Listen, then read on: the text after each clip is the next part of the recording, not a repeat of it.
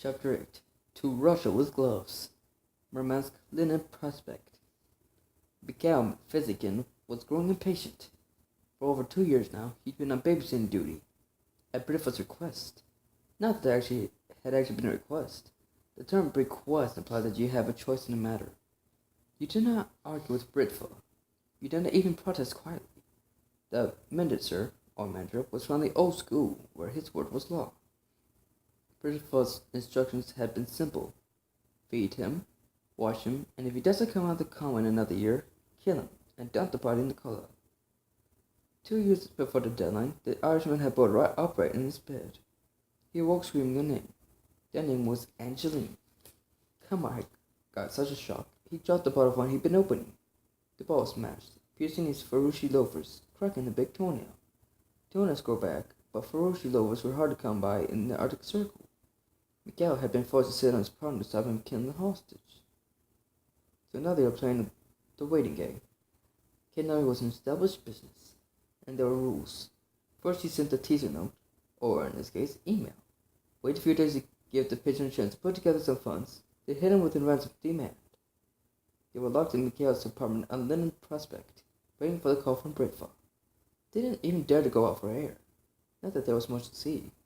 Murmansk was one of those Russian cities that had been made by pouring concrete directly into a mold. The only time Linen Prospect looked good was when it was buried in snow. Kamar emerged from the bedroom. His sharp features were stretched in disbelief. He wants caviar, can you believe it? I give him a nice bowl of stroganini, and he wants caviar. He ain't going for Islandsky. Mikhail rolled his eyes. I liked him better asleep. Kamar nodded, spitting in the fireplace. The sheets are too rough, he says. He's like I don't wrap him in a sack and roll him into the bay. And the phone rang, interrupting Fazkin's empty threats. This is it, my friend, he said, clapping Kamar on the shoulder. We are on our way. Fazkin picked up the phone. Yes? It's me, said a voice made tinny by old wiring. Mr. Britt, shut up, idiot. Never is my name. Mikhail swallowed. The minister didn't like to be connected to his various businesses. There meant no paperwork and no mention of his name where it could be recorded. It was his custom to make his calls while driving around the city, so his location could not be triangulated. I'm sorry, boss. You should be, continued the mafia kingpin. Now listen and don't talk. You have nothing to contribute. Fazkin caught the handset. Everything's fine, he whispered, giving Command the thumbs up. You're doing a great job. The Fowls are a clever outfit. Good name, King Britva, and I have no doubt they're concentrated on tracing the last email. But as spotless, what did I tell you? You said not to talk, Mr. Britt. Sir, that's right. So send the ransom message and then move out to the drop point. Mikhail paled. The drop point? Yes, the drop point. No one will be looking for you there, I guarantee it. But no more talking. Get yourself a spine, man. It's only for a couple of days, so you might lose a year of your life. It won't kill you. Vasquez's brain churned, searching for an excuse. Nothing came. Okay, boss, whatever you say. That's right. Now listen to me. This is your big chance. Do this right and you move up a couple of steps in the organization. Vasquez grinned. I love for champagne and expensive cars beckoned. This man really is young Fowl's father. The boat will pay up. When you get the money, dump them both in the cola. I don't want any survivors to start a vendetta. Call me if there's any trouble. Okay, boss. Oh, and one more thing. Yes? Don't call me. The light went dead. Fazkin was left staring at the fence as though it was a handful of black fires. Well, asked Kamar, we ought to send a second message. A broad grin split Kamar's face. Excellent. At last, this thing is nearly over. Then we have to move the package to the drop zone, so the broad grin disappeared like a fox down the hole. What? Now? Yes. Now. Kamar plays a tiny living room. That is crazy. Completely insane. Val cannot be here for a couple of days at the earliest. There's no need for us to spend 2 hours breathing that poison. What is the reasoning? Mikhail extended the phone. You tell him. I'm sure the minister will appreciate being told he's a madman. Kamar sank to the third bed at the sofa, dropping his head into his hands. Will this thing never end? His partner fired up the ancient 60-megabyte hard drive. I don't know for certain, he said, sending a prepared message. But I do know what will happen if we don't do what Griffith says. Commander sighed. I think I'll go shout at the prison for a while. Will that help? It won't, having to come on, but it will make me feel better. E93, Arctic Shuttleport. The Arctic section had never been high on the ferry tourist list. Sure, icebergs or polar bears were pretty, but nothing was worth saturating your lungs with irritated air. Holly dug the show in the only serviceable bay. The terminal itself resembled nothing more than a deserted warehouse. The dirty conveyor belt snaked along the floor, and low-level heating pipes rattled with insect life. I handed out human overcoats and gloves from the ancient locker. Rub up, my boys, it's cold outside. Ours did not need to be told. The terminal solar barriers had long since shut down, and the ice grids had cracked the walls like a nut in the ice. I tossed Butler his coat from a distance. You know something, Butler, you stink. The man suddenly growled. You and your radiation gel. I think my skin's changed color. Don't worry about it. 50 years in, it'll wash right off. Butler buttoned a coat-like greatcoat to his neck. I don't know why you're getting all wrapped up. You've got the fancy suits. The coats are camouflage, explained Holly, smearing red gel on her face and neck. If you shield, the vibration makes the suits useless. Might as well dip your bones in the reactor core. So for tonight only, we're all humans. Artemis frowned. If the ferries couldn't shield, it would make rescues further all the more difficult. Its evolving power would have to be adjusted. Less the chat, growled, pulling a bearskin hat over his pointed ears. We move on to 5. I want everybody armed and dangerous. Even you, Fowl, if you're a little risk and support a Robin. Artemis selected a ferry handgun and showed his arsenal. He checked the bearing to a spot, looking at setting up to 3. Don't worry about me, Commander. I've been practicing. We have quite a substantial LP weaponry at the manor. Whose composure carried up one more notch. Well, there's a big difference between standing a cardboard cutout and a real person. Artemis smiled his vampire smile. If everything goes to proceed according to plan, there'll be no need for weapons. The first stage is simplicity itself. We set up a surveillance post near Fasikin's apartment. When the opportunity arises, Butler will snatch our Russian friend and the 5 of us can have a little chat. I'm sure that he would tell us everything we didn't know under the influence of your mesmer. Then it would be a simple matter to stun any guards and rescue my father. Who pulled a heavy scarf over his mouth? And what if things don't go according to plan? Artemis' eyes were cold and determined. Then, Commander, we will have to improvise. He felt a shiver right around her stomach. And it was nothing to do with the climate. The tone was buried 50 feet below an iceberg. They took the courtesy elevator to the surface, and the party emerged to the Arctic night looking for all the world like an adult and 3 children. Out by 3 children with inhuman weaponry clacking under every loose fold of cloth. Holly checked her GPS locator on her wrist. We're in the Rostock district, Commander. 20 legs north of Murmansk. It was fully gotten on weather. I don't want to be caught in the middle of a blizzard 20 miles from our destination. No luck. I can't get a line. Megaflores must still be up. Darf it, swore Root. Well, I suppose we'll have to take our chances on foot. Butler, you're the expert here. You take point. Captain Short, bring up the rear. Feel free to put any human backside that lags behind. I looked at Artemis. No need to tell me twice, sir. I'll bet there isn't, quoted Root, with only the barest hint of a smile playing about his lips. The motley band trotted south to the east by moonlight until they reached the railway line. Walking along the sleepers was the only way they could be safe from drifts and suck holes. Progress was slow. A northerly wind snaked through every bone of clothing. The cold attacked any exposed skin like a million electric darts. There was a little conversation. The Arctic had that effect on people. Even 3 of them were wearing coil-heated suits. Holly broke the silence. Something had been nagging her for some time. Tell me something, Fowl, she said behind the boy. Your father, is he like you? Artemis' step faltered for an instant. That's a strange question. Why do you ask? Well, you're no friend to the people. We're the men we're trying to rescue as the men who would destroy us. They were silent for a long time, except for the chatter on your teeth. Holly saw Artemis' chin drop onto his chest. You have no cause to be alarmed, Captain. My father, though some of his friends were undoubtedly illegal, is a noble man. The idea of harming another creature would be repugnant to him. Holly tucked her boot from 8 inches of snow. So, what happened to you?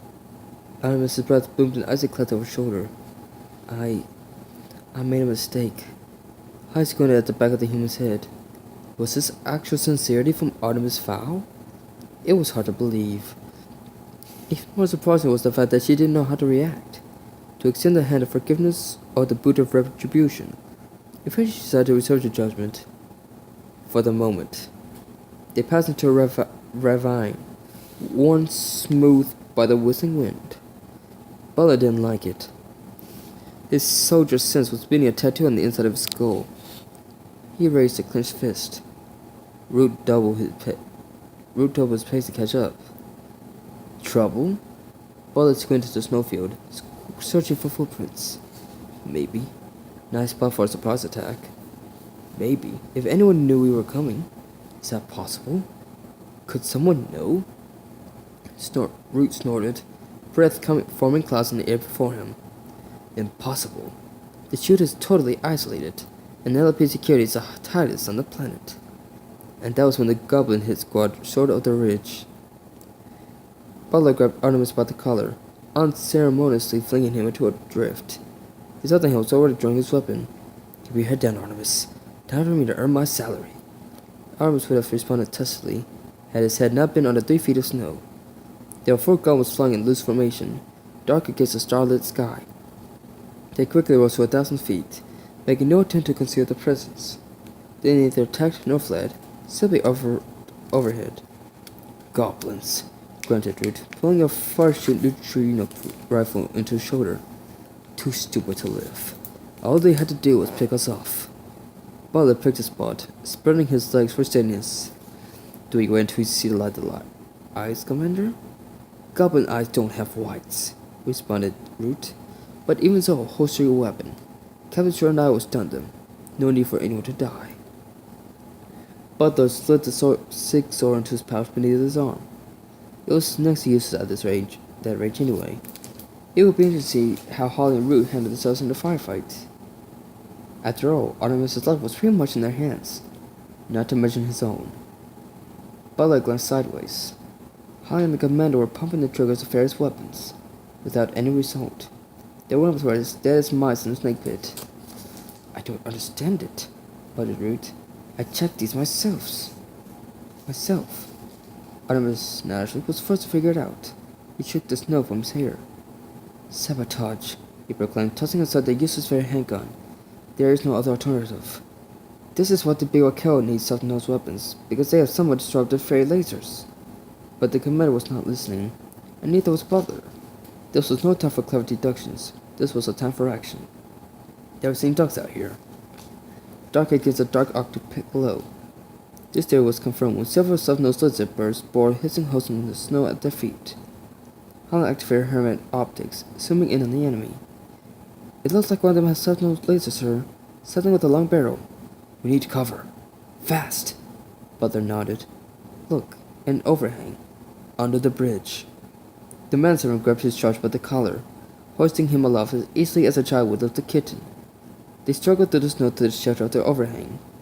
Maybe mere years ago the ice had melted sufficiently for the layer of ice to slump slightly, then freeze up again. The restored wrinkle had somehow lasted through the ages and that could possibly save their lives. They dived underneath the lip, wriggling backward against a wall of ice. The ice canopy was easily thick enough to withstand gunfire from any conventional weapon. Butler shielded Artemis with his body, risking an upward glance. Too far. I can't make them out. Holly? Captain Shore poked her head from under the frozen ledge. Her optics zoomed into focus. Well, what are they up to? Holly waited a beat, until the figure sharpened. Funny thing, she commented. They're all fine now, but what, Captain? Holly tapped her helmet to make sure the lenses were working. Maybe I'm getting some optic distortion, sir, but it looks like they're missing on purpose, shooting way over our heads. Butler felt the blood pounding in his brain. It's a trap! He roared, reaching behind to grab Artemis. Everybody out! Everybody out! And that's when the goblin charges in 50 tons of rock, ice, and snow tumbling to earth.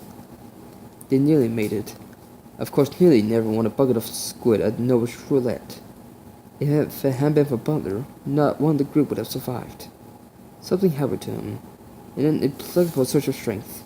Not unlike the energy birds that allow mothers to lift fallen trees off their children. The mastiff grabbed Artemis and Holly, spinning them forward like stones across a pond. It wasn't a very dignified way to travel, but it certainly beat having your bones pulverized by falling ice. For the second time in so many minutes, Artemis landed nose first in a snowdrift. Behind him, Butler and Root were struggling from beneath the ledge, boots slipping on the sea surface. The air was sent by avalanche thunder, and the packed ice beneath them heaved and split. Thick chunks of rock and ice speared the cave's opening like bars. Butler and Root were trapped. Holly was on her feet, racing toward her commander. But what could she do? She threw herself back underneath the ledge. "Stay back, Captain," said Root's voice in her ear. "That's an order." "Commander," Holly breathed. "You're alive." "Somehow," came the reply. "Butler is unconscious and we're pinned down. The ledge is on the point of collapsing. The only thing holding it is the debris. If we burst outside to get out." They were alive then, at least. Trapped while alive. A plan. They needed a plan. Holly found herself strangely calm. This was one of the qualities that made her such an excellent field agent. Intense with excessive stress, Captain Dredd had the ability to seize upon a course of action. Often the only viable course. In the combat simulation for a captain's exam, Holly had defeated insurmountable further enemies by blessing the projector. Technically, she had defeated all her enemies, so the panel had to pass her. Holly spoke to her helmet mic. "Commander, undo Butler's move out and strap yourselves on. I'm going to haul you both out of there." "Roger, Holly. Do you need a piton?" "If you can get one out to me." "Stand by."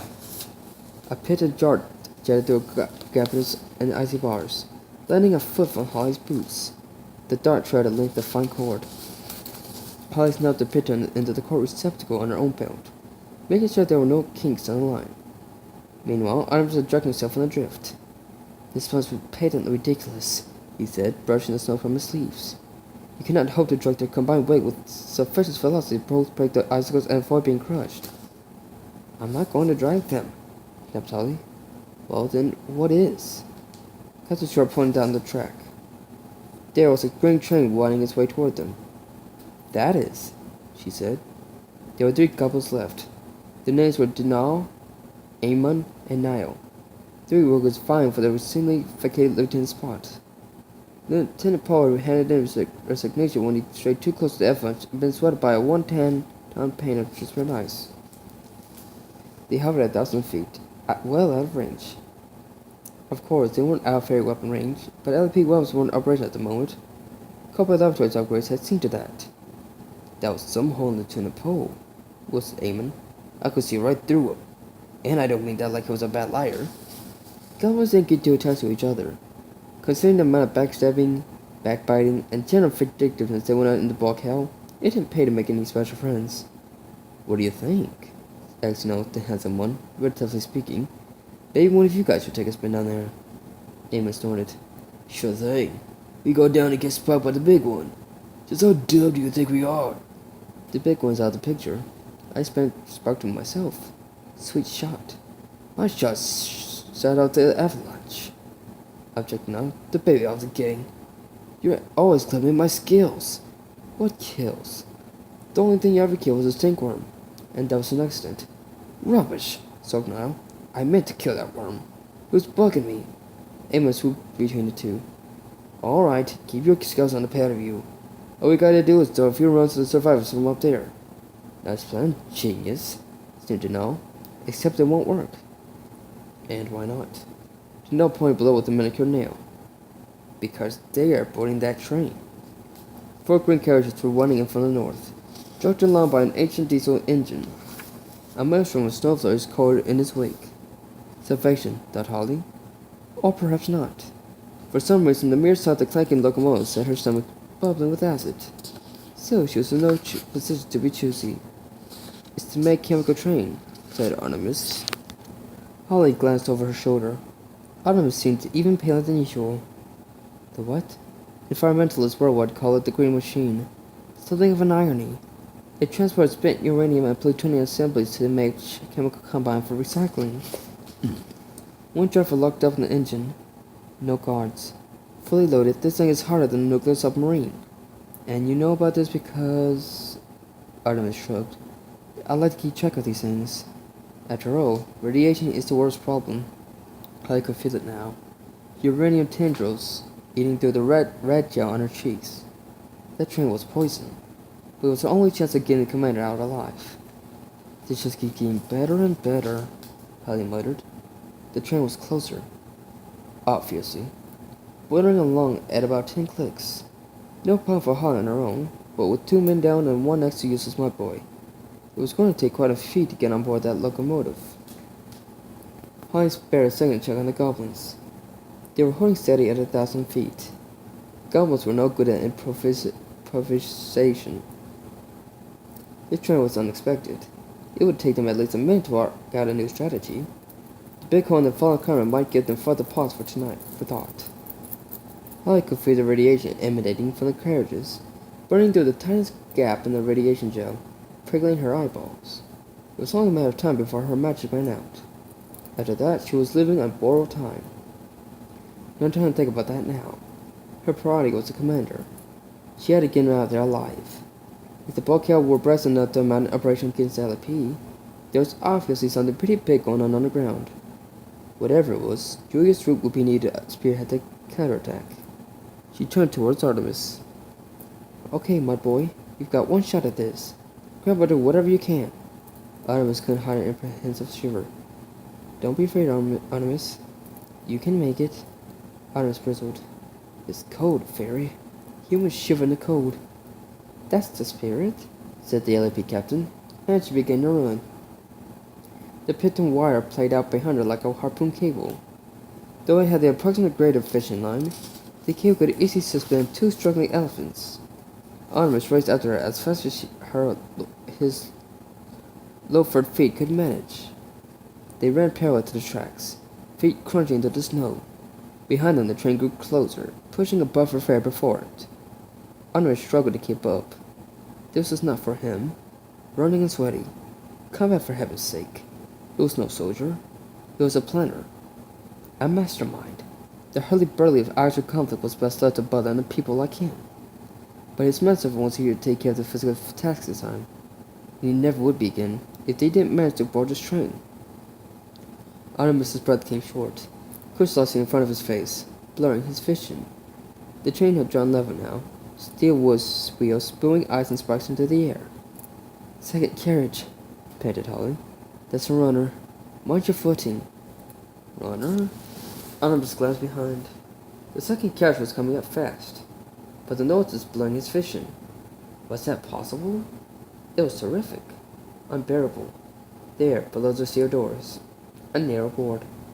Wide enough to stand on. Barely. Holly allowed it easily, flattening herself against the carriage wall. She made it look so effortless. A simple skip, and she was safe on those pulverizing wheels. Come on, Fowl, shouted Holly. Jump. Artemis tried. He really did, but the toe of his loafer snagged on a sleeper. He stumbled forward, pinwheeling for balance. A painful death came rushing up to meet him. 2 left feet, waited Holly, grabbing her least favorite mud by the collar. Momentum swung Artemis forward, slamming him into the door. The pendant cord was slapping against the carriage. Only seconds left before Holly departed from the train as quickly as she had arrived. The LP captain searched for a strong foot to anchor herself. Root and Butler's weight may have been reduced, but the jerk, when it came, would be more than sufficient to drag her from the locomotive. And if that happened, it was all over. Holly hooked one arm to an external arm, wrapping her slim fingers around her wrist. She noticed magical sparks playing over a rip in her suit. They were counteracting the radiation damage. How much longer could a magic last under these conditions? Constant healing really took it out of the girl. She needed to complete the power restoring ritual, and the sooner the better. Holly was about to unclip the cable and attach it to one of the rungs when the snap taut, pulling her legs from beneath her. She held on grimly to the rung, fingernails digging into her own skin. On reflection, this plan needed a bit of work.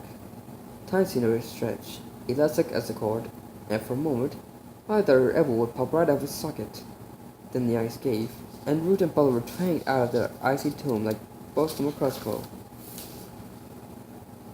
They slapped against the side of the train, the reduced weight keeping them aloft. For now. But it was only a matter of time before what little gravity they had pushed them under the steel wheels. Anna was slouched onto the rug beside her. What can I do? She nodded at his shoulder pocket. In there. A small file. Take it out. Artemis ripped out the Velcro flap, pulling out a tiny spray bottle. Okay. Got it. Good.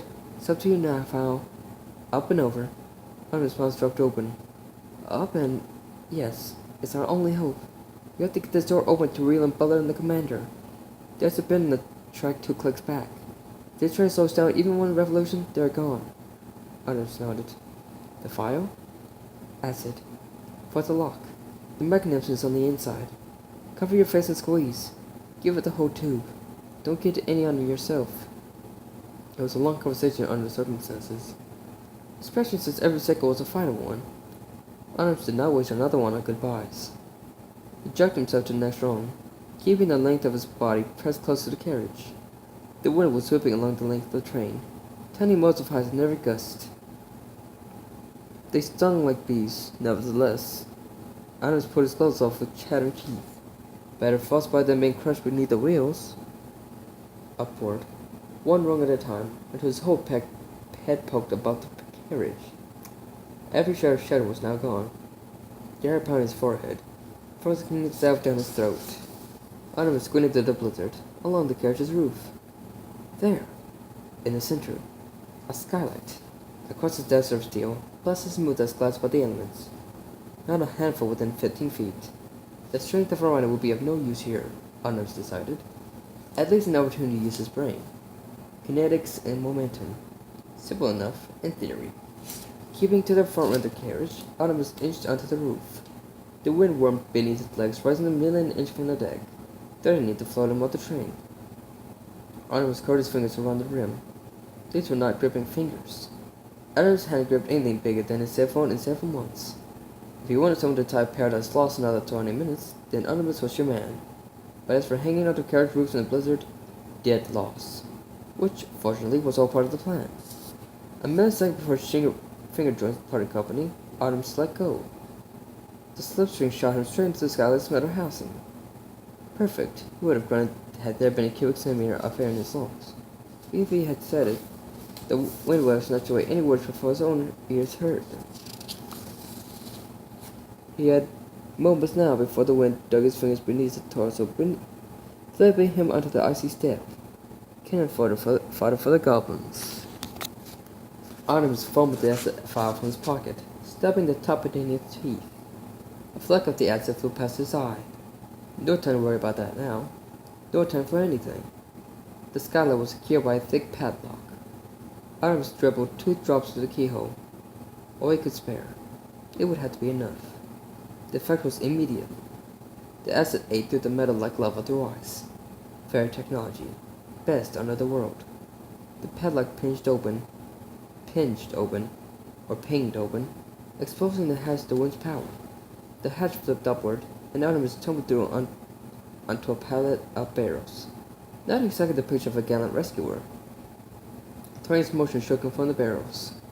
Artemis stood face up, gazing at the triple triangle symbol for radiation stamped on the side of each container. At least the barrels were sealed, though rust seemed to have taken hold on quite a few. Artemis rolled across the slatted floor, clambering to his knees alongside the door. Was Captain Storch still anchored there, or was he alone now? For the first time in his life. Truly alone. Foul! Open the door, you pasty-faced mud weasel! Oh well, not alone then. Covering his face with the forearm, Artemis drenched the carriage's triple bowl with fairy acid. The steel lock melted instantly, dripping to the floor like a string of mercury. Artemis dragged the sliding door back. Holly was hanging on grimly, her face steaming where radiation was eating through the gel. Artemis scrubbed her waistband. On 3? Holly nodded. No more energy for speech. Artemis flexed his digits. Fingers, don't fail me now. If he ever got out of this, he would buy one of those ridiculous home gymnasiums advertised on the shopping channels. 1. The bend was coming. He could see out of the corner of his eye. The train would slow down or derail itself. 2. Captain George's strength was almost spent. The wind riveted her frame like a windsock. 3. Artemis pulled out with all the strength in his stern arms. Holly closed her eyes and let go, unable to believe she was trusting her life to this mud boy. Artemis knew a little something about physics. He times the kind to take advantage of swing, momentum, and the train's own forward motion. But nature always throws something in the mix that can't be anticipated. In this case, the something was a slight gap between two sections of the track. Not enough to derail the locomotive, but certainly enough to cause a bump. This bump sent the carriage door crashing into his frame like a 5-ton guillotine, but it looked as if Holly had made it. Artemis couldn't really tell because she had crashed into him, sending them both careering into the wooden siding. But she seemed to be intact, from what he could see. At least her head was still attached to her neck, which was good. But she did seem to be unconscious. Probably trauma. Meanwhile, Commander Root had just activated his piton cord winch when he received the most unexpected poke in the eye. Artemis knew that he was going to pass out too. He could tell by the darkness eating at the corners of his vision. He slipped sideways, landing on Holly's chest. This had more severe repercussions than you might think. Because Holly was also unconscious, her magic was on autopilot. And unsupervised magic flows electricity. Artemis's face made contact with the fairy's left hand, diverting the flow of blue sparks. And while this was good for him, it was most definitely bad for her. Because although Artemis didn't know it, Holly needed every spark of magic she could muster. Not all of her had made it inside the train. The goblin did not remove a small rectangular mirror from his tunic, and checked to see that his sketch was smooth. These cobalt wings are great. You think we'll be allowed to keep them? Eamon scowled. Not that you notice. Goblin looked at intercession meant the fatal movement was pretty limited. Quite, you hot-blooded fool. Hot-blooded? That was a pretty serious insult for one of the bulk hell. Dino bristled. Be careful, friend. I'll tear the forked tongue right out of your head. We won't have a tongue between us if those elves escape, retorted Eamon. It was true. The generals did not take disappointment well. So what do we do? I got the looks in this outfit. That must make you the brains. We shoot at the train, interjected Niall. Simple. Dino adjusted his cowboy Dobodex, hovering across to the squad's junior member. Idiot, he snapped, administering a swift slap to the head. That thing is very active. Can't you smell it? One stray burst and you will all be ash floating on the breeze. Good point, admitted Niall. You're not as still as you look. Thank you. Welcome. Eamon darted down, descending to 500 feet. It was so tempting. One tightly focused burst to take out the elf clinging to a carriage. Another the best he went on the roof. But he couldn't risk it. 1 degree off target and he sucked his last stinkworm spaghetti. Okay, he announced in his heavy mic. Here's the plan. Without radiation in the carriage, chances are the targets will be dead in minutes. We'll follow the train for a while just to make sure. Then we go back and tell the general we saw the bodies. Now buzzed down beside him. And do we see the bodies? Emmett groaned. Of course not, you fool. Do you want your eyeballs to dry up and fall out? Duh. Exactly. So are we clear? Crystal, said Niall, drawing his soft-nosed rebel handgun. He shot his comrades right behind. Clone range point blank. They never had a chance. He followed the bodies on Earth to Earth on full magnification. The snow would cover them in minutes. Nobody would be stumbling over the ooze, but take a closer to podcast and melted. Now he holstered his weapon, punching in the coordinates for the shut terminal on his flight computer. If you studied his reptilian face carefully, it was just puzzles to make out a grin. There was a new lieutenant in town.